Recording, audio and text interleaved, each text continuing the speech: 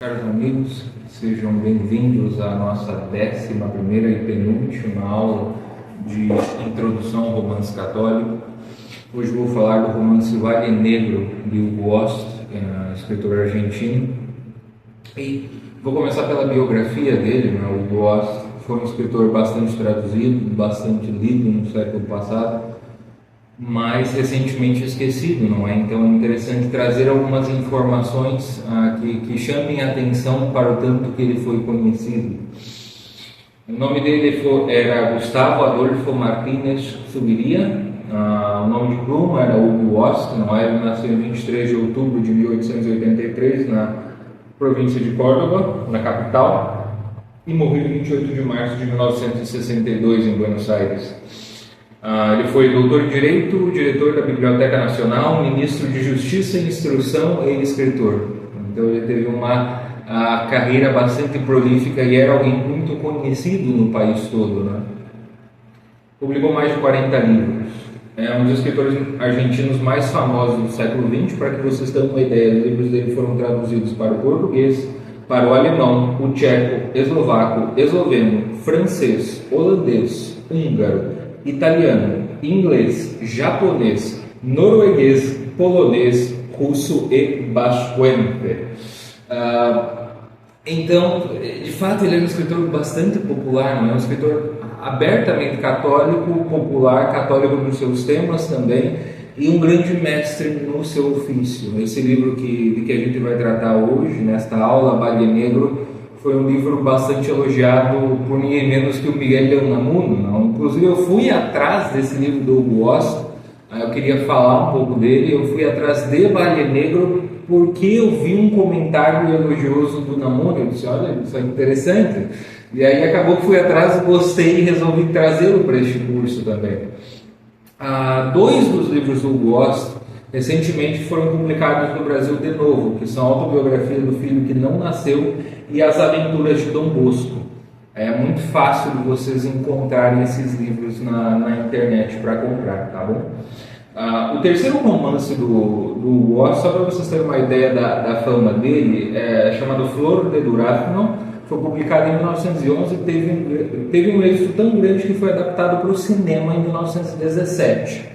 O protagonista desse filme, Flor de Durazno, não foi ninguém menos do que Carlos Gardel, ainda jovem, e esse filme marcou a estreia do Gardel no cinema. O Ost falou um pouco de si mesmo como escritor católico e explicou o seu ofício num livro excelente chamado Vocazione de Escritor, que foi elogiado pelo padre Leonardo Castellani, outro autor que eu admiro imensamente, não? E no plano de aula que eu deixo para vocês na descrição do vídeo, eu coloco um trecho de uma carta que o padre Castellani dirigiu ao Hugo Ost por ocasião da publicação de Vocazione de Escritor. Agora eu entro propriamente no enredo, em Valle Negro, não?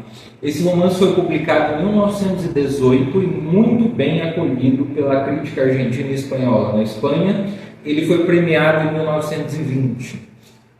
E aqui vem um pouco do comentário do Unamuno, não é? Eu li Valle Negro com o ânimo suspenso e tornarei a lê-lo, porque o interesse que me despertou é o de um jogo dramático de paixões. Este romance se pode ler em qualquer país e poderá ser lido em qualquer tempo. Sua precisão e condensação o livrarão das modas do gosto, correspondendo a este modo de sentir e de entender o romance ao estilo adequado, limpo, claro, preciso, sem contorções metafóricas, sem retorções estilísticas, a que agora alguns escritores estão aficionados. E de fato é um livro conciso. Me parece que o centro do livro propriamente é Valle Negro. A gente já vai ver que é uma estância, não? Já vou entrar nessa localidade. Valle Negro é uma localidade próxima de Córdoba, a capital da província de Córdoba, na Argentina. É uma estância, é um lugar onde o vento brama. Valle Negro é conhecido como o lugar onde o vento brama. Eles precisam viajar a cavalo o dia todo para chegar até Valle Negro, saído de um povoado chamado Cosquín. E o romance começa com Graciano. Graciano é o primeiro personagem que nós conhecemos, um menino de 13 anos.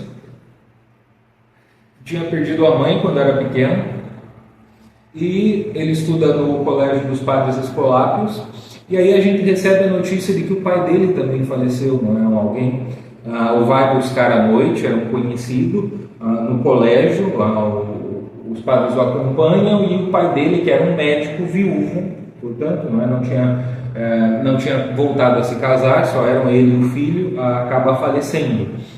Este médico tinha um irmão, mas o irmão que ele acabou, nós não sabemos por que isso não nos é contado, mas que acabou saindo da Argentina, indo para outros países, provavelmente para a Europa, e só depois de alguns anos ele volta, não é? Ele perde contato com o pai do Graciano, com o resto da família, etc.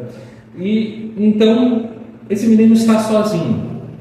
No entanto, antes de morrer, porque nós sabemos também que o pai do Graciano tinha um problema no coração e ele já sabia que ele poderia morrer, não é? Ele teve alguns ataques, etc. Não sei se esse é o termo técnico adequado, mas enfim, algumas complicações no problema dele, pelo que nós sabemos. E enquanto ele estava passando mal, ele ainda conseguiu escrever uma carta para um senhor chamado Jesus de Vizcarra, que é o dono de Valle Negro.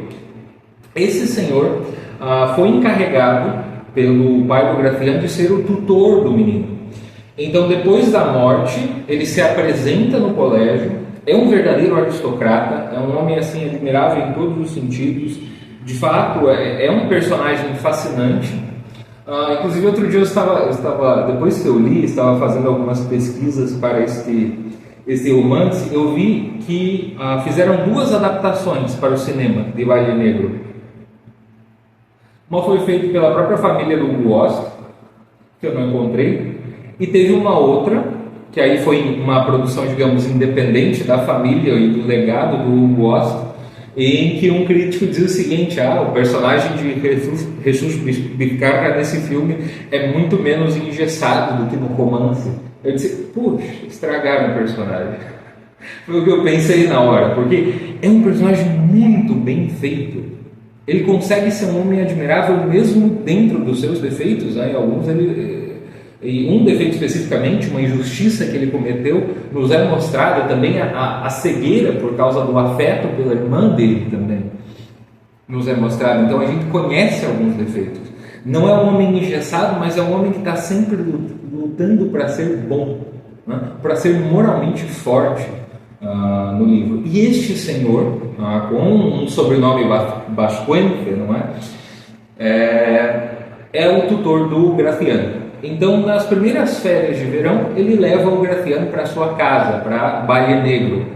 Ele mora com uma irmã, um pouco mais nova, na casa dos 30 anos, quando nós a conhecemos, e com a filha dele, que se chama Mija, tal como um dos presentes que um dos reis magos oferece a Nosso Senhor, né? Que eu estou gravando esta aula ainda na semana da 8ª de Páscoa, da 8ª de Natal, que 8ª de Páscoa, da 8ª de Natal, e dos presentes, né, estamos prestes a celebrar a Epifania de Nosso Senhor daqui a pouquinho, nos próximos dias, e um dos presentes que um dos magos oferece é mirra, não é, que já lembra, porque é um bálsamo utilizado para a preparação dos corpos para o sepultamento, e esse é o nome dessa menina, né?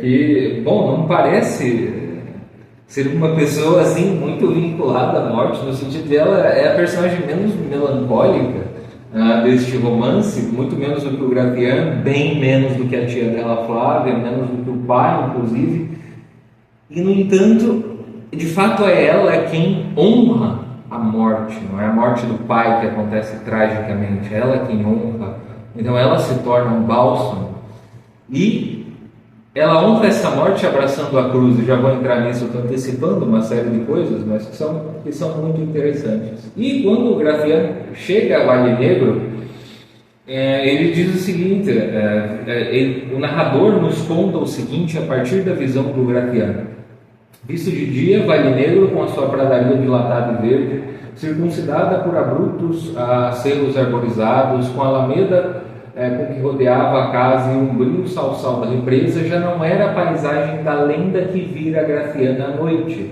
mas conservava um ressaigo de melancolia em sua beleza oculta e solitária. Aquele lugar, de fato, à noite era assustador, e havia um conjunto de cavernas ali próximos, e perto havia um lago, ao lado desse conjunto de cavernas. Então o vento soprava e fazia um eco, parecia que de fato estava bramando ou gemendo. Por isso o Vale Negro é o lugar onde brama o vento. E os invernos eram extremamente rigorosos em Vale Negro. A melancolia de Vale Negro, essa beleza oculta e solitária, parece-me que é daquilo que não muda, do que não pode ser mudado na vida.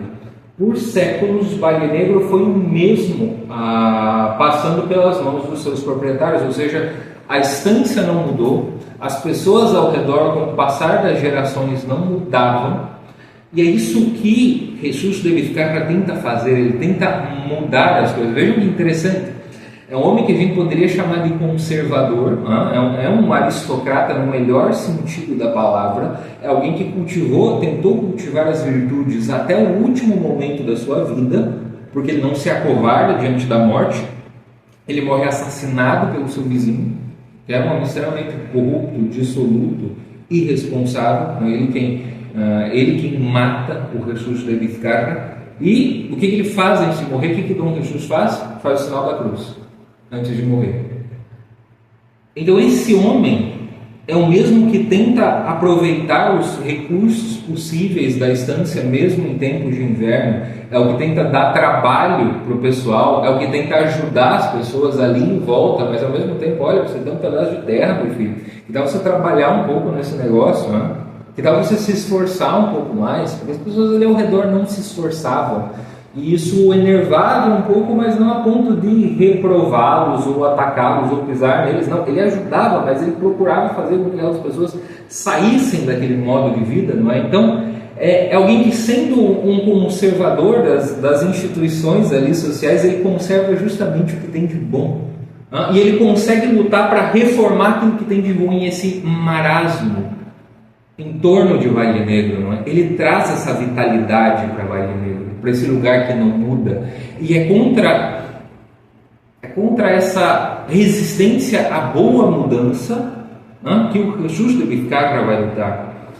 E uma das mudanças com as quais ele tenta, uma das mudanças que ele tenta fazer justamente na rivalidade com a família vizinha da Ladeira Camargo, que aí vem um personagem que o assassinou, não é? Porque havia histórias muito antigas de brigas entre as duas famílias, porque como eram estâncias grandes, havia dúvidas acerca da divisão, não é? De que parte ficaria para cada um. E no decorrer do romance, há uma disputa judicial entre eles, começada pelo vizinho de Dom Jesus de Vizcarra, e ele perde em primeira e segunda instância. Mas isso não é o pior. Eu vou entrar um pouco nessa parte do enredo. Eu vou comentar uma coisa que me surpreendeu, é que no começo a gente já entra dramaticamente na história do Grafiano. A gente já sabe quem é esse menino, a gente já sabe que ele perdeu o pai, a gente já sabe dos problemas dele. Então, bom, Grafiano é o personagem principal. Não. Depois a gente vai conhecendo Dom Jesus de Vizcarra, a gente vai conhecendo a Mirra, que ganha um protagonismo gigante ao longo do livro. A gente conhece a Flávia, a irmã de Dom Jesus, a tia da Mirra. A gente conhece o Lázaro, o capataz da fazenda, o Amoroso, que era o rapaz que era um verdadeiro cão de guarda da Flávia, não é? De quem ela cuidou quando ela era pequenininha e continuou com ela e se tornou um cão de guarda dela. E todos em torno de Vale Negro. Então, eu me enganei se no início, e isso foi interessante, eu leio com esse interesse logo de início, né, tentando entender, porque eu pensei, bom, o Grafiano é o personagem principal, e não. Tem um momento em que ele simplesmente desaparece da história, em que outros personagens ganham protagonismo, depois ele volta já jovem, adulto, não é, para contracenar com eles. Ele tinha abandonado a universidade, acho que ele tinha tinha começado a fazer medicina em Córdoba, alguma coisa assim, e depois ele abandona. Veja, a gente o conhece aos 13 anos, depois a gente volta a vê-lo na casa já dos 20, depois de passar por uma série de desilusões, não é? E não é ele quem é o personagem principal. E é interessante porque Grafiano não é criado em Valle Negro, ele não faz parte de Valle Negro, e no entanto sobre ele cai o fatalismo de Valle Negro e não sobre a Mirra, que nasceu lá e quer continuar vivendo lá a vida toda, que tomou a frente da estância depois que o pai morreu, que era muito querida e admirada pelas pessoas. E todos os personagens parecem instados ao fatalismo.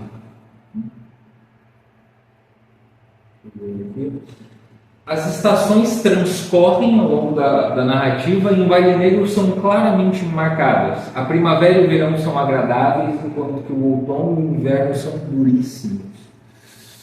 E os personagens parecem ter um Valle Negro próprio, né?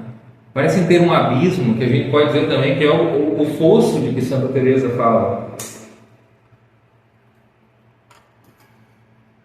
Existem personagens que estão completamente afundados nisso, como por exemplo Lázaro, o Amoroso, o Camargo, o inimigo de Dom Jesus. Existem dois personagens que conseguem ao seu modo escapar disso, que são Dom Jesus, de Vizcarra e Mirra, sua filha. E existem dois personagens que são intermediários, Flávia e o Grafiano. Flávia, irmã de Jesus, não consegue vencer o próprio Valle Negro. Ela se faz vítima dele e destrói os demais com seu vitimismo. Porque o que acontece? Veja, duas famílias inimigas, a família da Ladeira Camargo, inimiga da família de Valle Negro, e na juventude, o Luciano Camargo, que assim se chamava, o então proprietário da Ladeira Camargo, e a Flávia tem um romance. Como já Dom Jesus era o tutor legal da Flávia, porque ela era menor de idade, ainda não tinha idade matrimonial, ele proibiu que aquilo acontecesse. Quer dizer, acho que ela tinha idade para casar com consentimento, alguma coisa assim, e ele proibiu esse casamento. Resultado, porque também o Camargo ele já tinha uma fama extremamente dissoluta. Ele já fazia muita bobagem, já era um boêmio, já era violento, e sem contar que eles eram inimigos, não é? A mãe de Dom Jesus, ela sofreu um assalto na estância quando ele ainda era criança, e nunca descobriram quem foi, mas supunha-se que era o pessoal da família Camargo. Então, era uma briga assim pesada, não? E o Luciano de Camargo não era um homem de bom caráter. Então Dom Jesus proibiu esse noivado, proibiu que eles se casassem. A Flávia fez birra, continuou mantendo a sua relação com o Camargo, e no início a gente descobre que esse homem, que vive sozinho, exceto por alguns empregados, não é, na casa dele, ele tem uma casa grande, na estância dele, a Ladeira Camargo, ele vive com alguns empregados, ele tem uma filha que é da idade da Mirra. Só que essa filha não tem mãe. Tinha um boato de que ele tinha se casado, mas ele não vivia com a esposa, ninguém sabia da esposa dele. Depois esse boato se confirma, ele mesmo fala, né? O fato é que essa filha era da Flávia. A Flávia inicialmente rejeitou a criança, mandou entregar essa criança para o Camargo, e praticamente ninguém sabia desse segredo, né? Ele só apareceu lá de repente com uma menina, começou a criá-la e ninguém sabia disso. E com o tempo, no tempo em que no presente da narrativa, no presente em que começamos a narrativa, porque vão transcorrer alguns anos, não é? Mas com essa idade em que os três meninos, né, o Grafiano, a Mirra e eu esqueci o nome da outra, Victoria, tem 13 anos, todos eles têm a mesma idade, não é? É quando nos conhecemos e a Flávia está doida para ver a sua filha, o Camargo não permite. Então o Camargo começa a tentar se reaproximar dela para ver a filha. E a Flávia cede. Só que claro que o que o Camargo estava interessado em fazer era outra coisa. Ele queria se aproximar da Flávia e a Flávia da filha. E a Flávia começa a enganar o Jesus. Então ela começa a se valer do Amoroso, que era o seu cão de guarda fiel, para dar recados para o Camargo, mas também do Lázaro, que era o capataz. E o Lázaro se apaixona por ela. E ela que tem uma relação adúltera, não é, com o Camargo, uma relação ilegítima, uma relação viciosa em que ela vai se afundando cada vez mais, ela vai se sentindo culpada por ter abandonado a filha, ela vai se sentindo culpada por enganar o próprio irmão, ela vai se sentindo culpada por uma série de coisas e, no entanto, ela só afunda e afunda e afunda mais nesse vitimismo. Esse é o baile negro dela. Ela sempre vive se perguntando ao longo do romance até quando vai o meu castigo. Quando o Grafiano chega, a esperança dela é que um dia ele se apaixone pela filha dela, para que eles se casem e ela possa se aproximar da Vitória. Então, ao longo do tempo, ela se revela para a menina e pede a ajuda do Lázaro. Não? E aí, em dado momento em que ela sai praticamente toda noite para encontrar o Camargo, ele se torna um novo amante, não é? E ela sabe que o Lázaro sabe, e o Lázaro vê essa vida dela e se declara, porque ela também sabe que o Lázaro está interessado nela. Ela tem medo de que ele a dedure. Então o que ela faz? Ela humilha o Lázaro, ela diz que ele não presta, que ele é um qualquer, que ele não vale nada, que uma mulher da classe dela jamais poderia se interessar por ele, que era uma falta de respeito, etc. Só que ela só conta metade da história ao Jesus, ao irmão dela. Ela só conta que o Lázaro tinha se declarado a ela assim, do nada. E o Jesus, ele tinha faltado, e não só se declarado, mas como faltado ao respeito com ela. Então, Dom Jesus vai lá e dá uma chicotada na cara do Lázaro. Ele não pergunta nada, ele não fala nada, ele chega e dá uma chicotada na cara do capataz. E esse é o momento em que ele é injusto. Esse é o momento em que ele é injusto. Primeiro, porque ele tem pena da irmã dele, a gente vê que ele tem afeto por ela, ele tem que ser firme com ela muitas vezes, porque ele conhece as fraquezas dela, mas ao mesmo tempo ele tem um grande afeto, um afeto paternal realmente, sendo mais velho.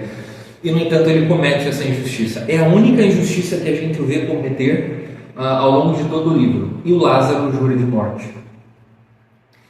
O que acontece é que quando o Lázaro, digamos assim, se posiciona para matá-lo, o Camargo já tinha perdido em segunda instância. A ideia do Lázaro era matar Dom Jesus e colocar a culpa no Camargo, porque o Camargo já em bebedeira e tal, em posquim, já havia dito para Deus e todo mundo que iria matar Dom Jesus vivificado. Embora nunca tivesse tentado fazê-lo, não é? Pelo menos ao que a gente saiba, a gente só sabe de algumas ameaças. Tem um episódio em que o Grafiano, ainda pequeno, ainda vivendo lá em Baile Negro, ele sai para caçar com Dom Jesus, não é? E aí um tiro chega bem perto de Dom Jesus e não dá para ver quem é. Aí eles vão para a estrada e um camponês vizinho fala para Dom Jesus: olha, eu acho que é o seu Camargo que estava caçando aí e tal. Tá bom. E o Dom Jesus pede para o Grafiano não contar disso para ninguém. Aí está tentando proteger a Flávia, a filha dele. O fato é que essa relação que a Flávia vai estreitando não é para mitigar o seu sofrimento, para ver se diminui o seu castigo, porque ela não aguenta mais sofrer, é o que precipita a queda do irmão, é o que precipita a morte do irmão. E aí, quando Lázaro se posiciona para assassiná-lo, o Camargo aparece na frente e comete o crime.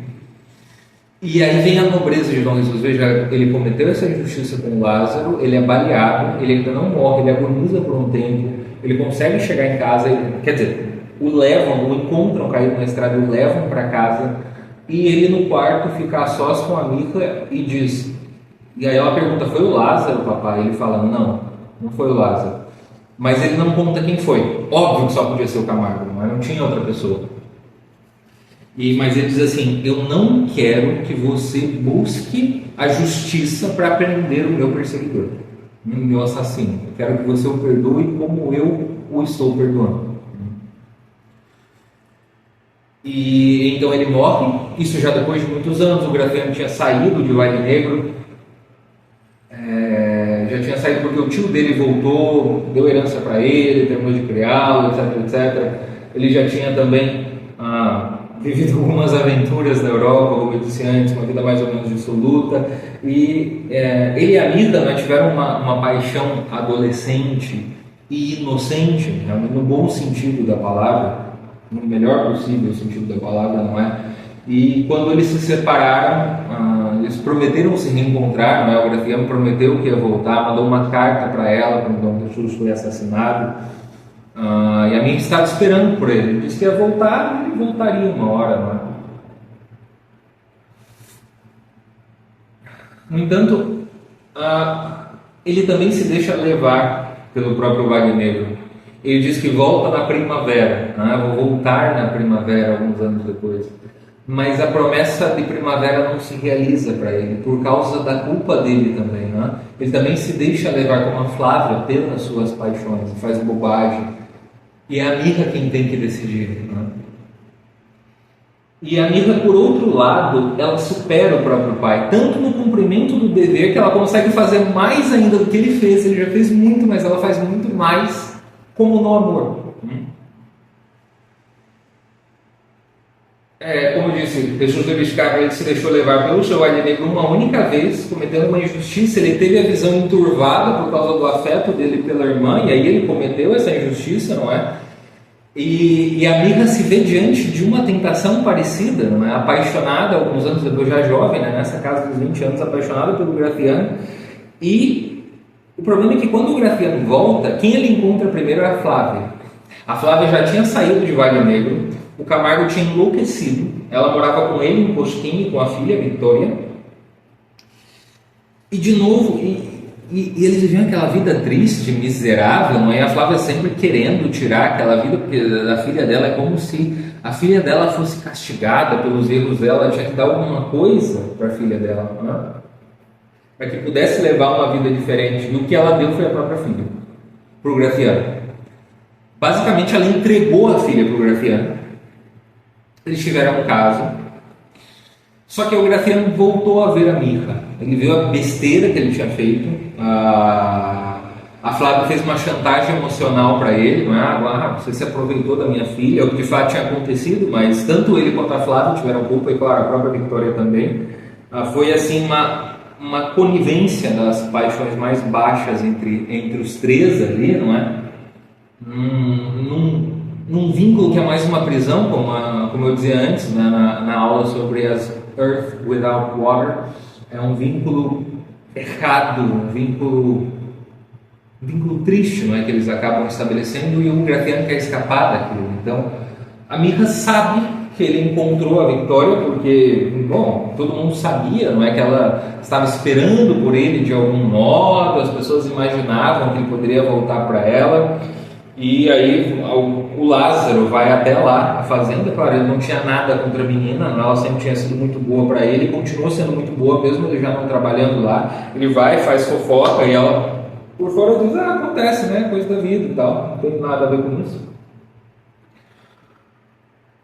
Mas o fato é que ela sabia. Então o Graciano tenta se aproximar dela, ele pede perdão por aquilo que ele fez, toda a paixão da Mirra volta, aquele sentimento volta, não é?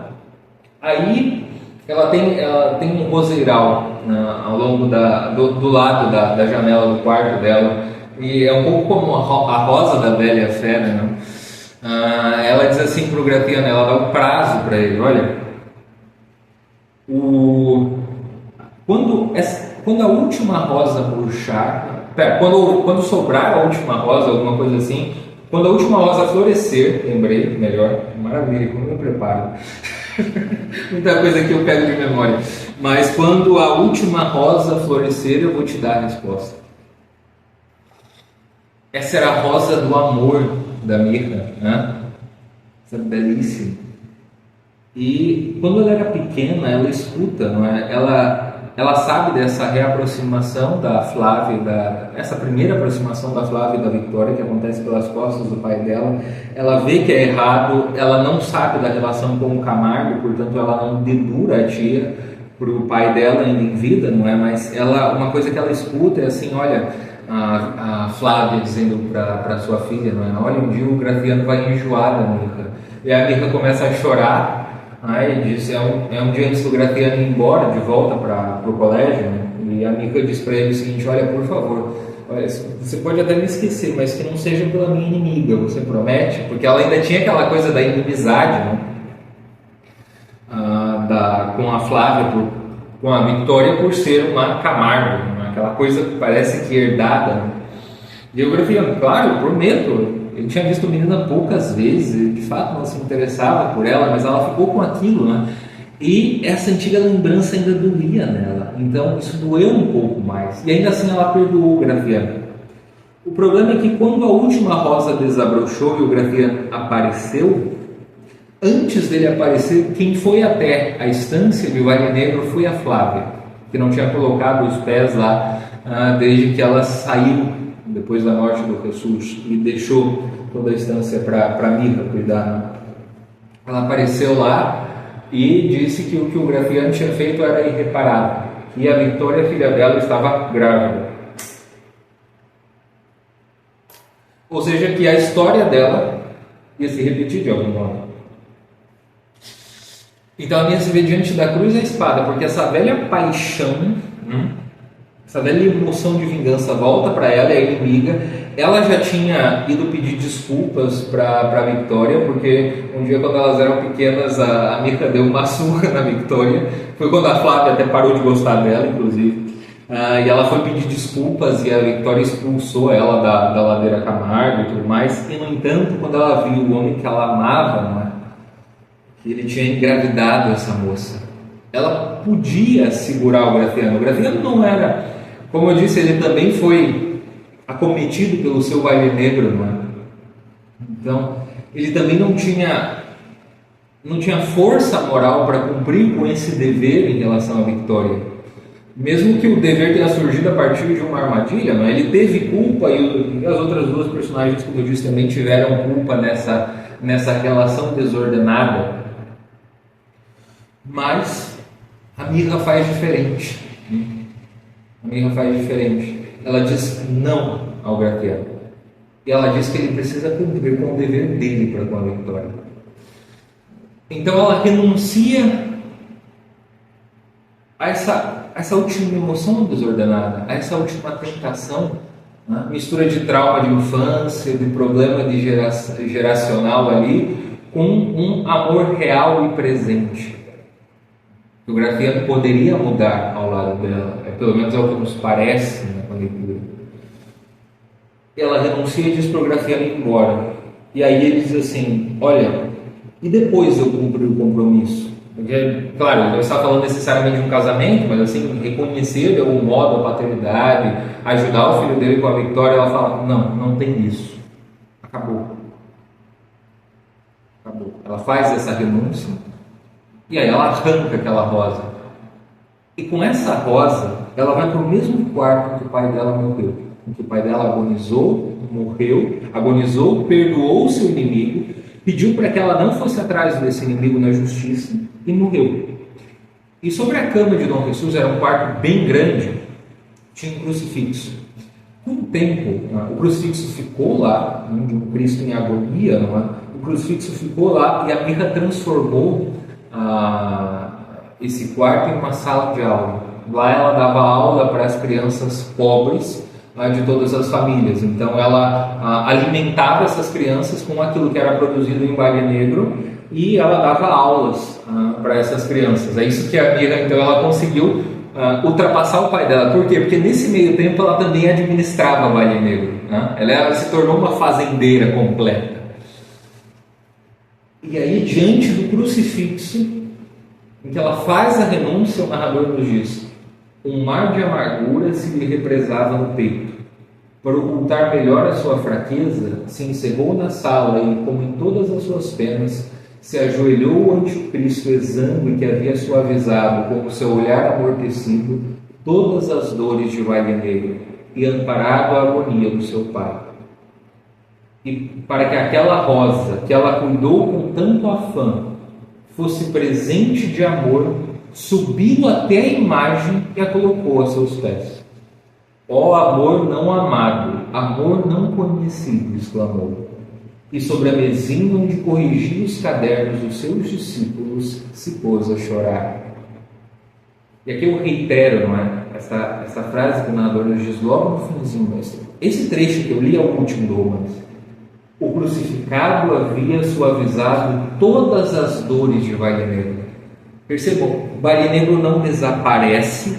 Vale Negro parece parece ser fatal, parece ser um destino, parece ser uma espécie de mito do eterno retorno. E, no entanto, para Dom Jesus e para sua filha Mirra, houve um espaço para transcendência ali em Vale Negro. Ou seja, com esse crucificado que suavizou todas as dores do Vale Negro, que é um vale de lágrimas, o lugar onde brama o vento, né? Tudo era diferente. De fato, havia possibilidade de se libertar daquilo, de se libertar daquelas paixões, de se libertar daquele fatalismo, por mais que todos os invernos fossem rigorosos, né? Por mais que todos os invernos fossem de carestia, por mais que as culpas fossem grandes, por mais que as paixões fossem fortes, ainda era possível resistir por causa daquele crucificado que suavizou todas as dores de Vale Negro. E é por isso que o Unamuno disse que esse romance é atemporal. Porque o Vale Negro é o nosso vale de lágrimas. São os nossos problemas afetivos, os nossos problemas familiares, os nossos traumas, como os daqueles personagens ali. Alguns se parecem totalmente inseridos naquele ciclo e eles não querem parar, né? Naquele ciclo de vingança, de ódio, de tristeza, de fatalismo, de desespero. Outros se veem como vítimas, né? E na tentativa de sair com orgulho, né? De sair daquilo pelo pecado do orgulho, de se sobressaírem ao Vale Negro, de negarem a existência do Vale Negro, de verem o Vale Negro como uma maldição, eles se enterram mais, que é o caso da Flávia e o caso do Gratiano. E outros como Dom Rechus, e sobretudo como Mirra, eles são capazes de transformar o Vale Negro. Vejam, é o mesmo lugar, que tem os mesmos outono e inverno rigorosos a cada ano, que tem os mesmos ciclos, o lugar onde o vento sempre está bramando, né, nessas estações mais frias. E, no entanto, eles conseguem transfigurar, eles conseguem transformar esse Vale Negro. Porque eles o depositam aos pés do crucificado. Eles não renunciam ao Vale Negro, mas eles renunciam a algo que lhes é muito caro para viver em Vale Negro, para continuar em Vale Negro, mas para melhorar Vale Negro, para que aquele lugar se torne fecundo, para que eles possam deixar rastro. E eles só conseguem fazer isso quando, como Mirra, eles depositam a imagem, o seu presente de amor, a rosa, aos pés do crucificado. É isso que a Mirra faz. E vejam, não por isso dói menos. Não. A Mirra amava o Gratiano. Bom, mas se ele se deixou levar por esses sentimentos, ela não podia fazer isso. Foi ela que, de certa forma, interrompeu o ciclo que a Flávia e o Camargo iniciaram. Ou pelo menos que deu a possibilidade de que algo de novo entrasse lá pela sua renúncia. Ela deu a possibilidade de que o Gratiano amadurecesse, de que a própria Victoria amadurecesse pela renúncia que ela fez. Nós não sabemos se isso aconteceu, mas nós sabemos do sacrifício de amor que a Mirra fez, porque era o certo. Tal como o seu pai, que no leito de morte perdoou o seu assassino e não quis que ele fosse perseguido nem pela justiça e muito menos como uma forma de vingança, né? Muito menos queria que alguém o matasse por causa dele. E de fato é impressionante, não é? Impressionante como o Gosto constrói essa história. Constrói essa história puxando pelos personagens primeiro, ou seja, uma história altamente dramática, no sentido que estamos interessados nos acontecimentos o tempo todo, mas que o fundo, o cenário, ele ocupa um papel importantíssimo. E esse fundo, esse cenário, Vale Negro, que é a vida humana. A vida humana no pecado, é isso que o Gosto nos mostra. E todos os estágios, não é? Abraçar, tentar sair dele pelo orgulho, pela raiva, pela tristeza, pelo desespero, pela vingança, ou tentar afogá-lo em amor, depositá-lo aos pés do crucificado. Né? O crucificado havia suavizado todas as dores de Wagner Negro, porque aquelas dores tinham sentido. Veja, ele havia suavizado, ele não as havia tirado. Não? Ele as suavizou e transfigurou. E o sofrimento de Dom Jesus, o sofrimento de Mica, foram uma participação nesse sofrimento do crucificado. Isso que eu gosto, no meio do Vale Negro, no meio da vida, não fora, não contra. Mica nunca quis fugir de Vale Negro. Era a vida mesma. Ela não queria ser uma pessoa diferente. Acho que ela queria ter vivido aquele amor. Mas o Gratiano também escolheu. E ele escolheu mal.